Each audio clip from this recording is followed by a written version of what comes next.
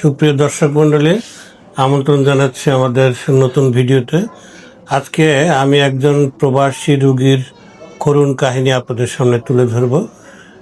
ইদানিং দেখা যাচ্ছে যে আমাদের দেশের যে প্রবাসী ভাইয়েরা বিভিন্ন দেশে কর্মরত আছেন, তারা কোনো দুর্ঘটনায় কবলিত হলে তাদের প্রাথমিক চিকিৎসা দিয়ে অথবা কোনো চিকিৎসা না দিয়েই বিমান ভাড়া দিয়ে এবং কোনো কোনো ক্ষেত্রে বিমান ভাড়া না দিয়েই দেশে পাঠিয়ে দেয়। যেহেতু সংশ্লিষ্ট দেশে চিকিৎসা অনেক ব্যয়বহুল, তাই সেই ব্যয় এড়ানোর জন্য তারা এই কাজটি করে থাকে। এতে রোগীর ভোগান্তি বাড়ে, চিকিৎসা প্রলম্বিত হয় এবং অনেক সময় দেখা যায় যে তারা পঙ্গুত্ব বরণ করে আর ওই দেশে যেতে পারে না। ভিডিওটি পুরো দেখার জন্য আমন্ত্রণ জানাচ্ছি।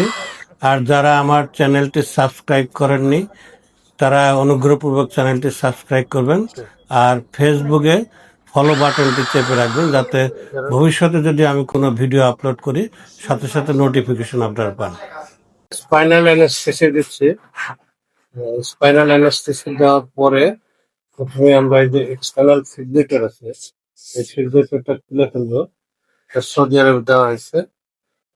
পরে আমরা কিন্তু এই যে তার যে ক্ষতটা ছিল, এই ক্ষতটা আমরা এর মধ্যে সেই রান থেকে চামড়া নিয়ে এখানে লাগিয়েছি। এখন কাজ হচ্ছে আমরা এই এক্সটার্নাল ফিক্সেটরটা খুলে ওটা ভিতরে একটা রড লাগিয়ে দিই। আমি ক্লিনারের কাজ করতাম তো। আমি সামন দিকে যাইতেছি। ওই ময়লার গাড়ি আছে, ওই ময়লার গাড়ি আমরা ধাক্কাতে ফেলাই দিচ্ছি। এই রোগীর ভাঙা হচ্ছে এইখানে যে আমরা বললাম যে টিবিয়াতে ভাঙা, এই মাঝ বরাবর।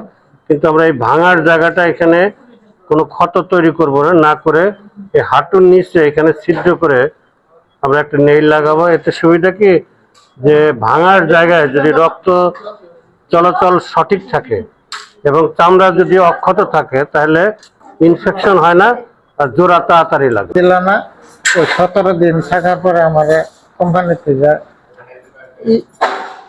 দিয়ে দিল, হয়তো এত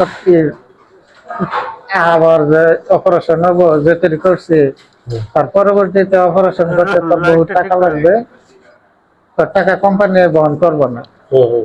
পরে আমি রুমে গেলাম, রুমে যাওয়ার পরে অনেক কষ্ট করছি। ঠিক আছে, তারপরে কেউ টাকা দিল না, টাকা পয়সা কেউ একজন দিতে চায়, তারা তো হবেই। কোম্পানি দিল না। কোম্পানি কয় তোর, আমি করলাম তারা আমার ছুরি দিয়েছে, ছুরি দেয় না।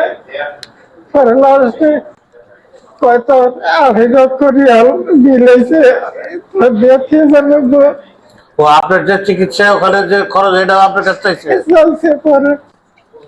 পরে আপনার যখন ওখানে চাকরি দিল, তখন চাকরি দেওয়ার সময় ওরা চিকিৎসা করবে কিনা এটার ছিল না, চুক্তি ছিল না?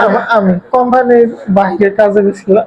তো বাইরের কাজে গেছিলেন দেখে আপনারা এটার দিবে না, কোম্পানি বন্ধ করলো না। আপনি বাইরে হাঁটাহাঁটি করার সময় যদি অ্যাক্সিডেন্ট করেন তাও সেটা করবে না, তারা বহন করবে না। না না না। তারপরে এই যে প্রাথমিক চিকিৎসা, ইনিশিয়াল ম্যানেজমেন্ট ওখান থেকে দিল, দিয়ে আপনার দেশে পাঠাই দিল। পরে দেশে হয়তো টাকাতে পাঠানো পারেনি।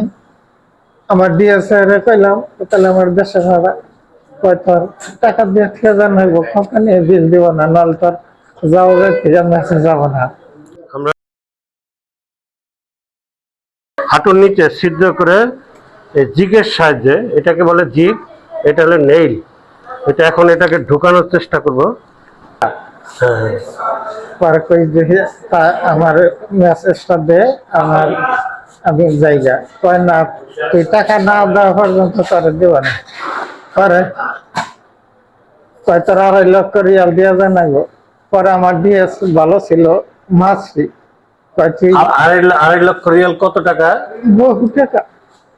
পরে আমার ডিএস কয় তুই যা, তুই ওই মুস্তাফা যা, আরবিতে নাম হাসপাতাল। পরে গেলাম, করলাম আমার টাকা বিল দিচ্ছে আমাকে। সফলভাবে অপারেশন সম্পন্ন করলাম। তা আমার একটি বক্তব্য হচ্ছে যে আমাদের দেশের প্রায় 70 থেকে 80 লক্ষ লোক প্রবাসে অবস্থান করছে এবং তারাই হচ্ছে আমাদের দেশের অর্থনীতির মূল মূল চালিকা শক্তি, কিন্তু তারা অনেক সময় শ্রমিক অধিকার থেকে বঞ্চিত হয়। তো এ ব্যাপারে বৈদেশিক কর্মসংস্থান এবং প্রবাসী কল্যাণ মন্ত্রণালয় এবং সংশ্লিষ্ট দেশের যে আমাদের দূতাবাস আছে, শ্রমিকদের অধিকার যাতে হরণ না হয়, তারা যেন সুচিকিৎসা এবং তাদের অধিকার তারা ভোগ করতে পারে, এ ব্যাপারে সতর্ক দৃষ্টি রাখা উচিত।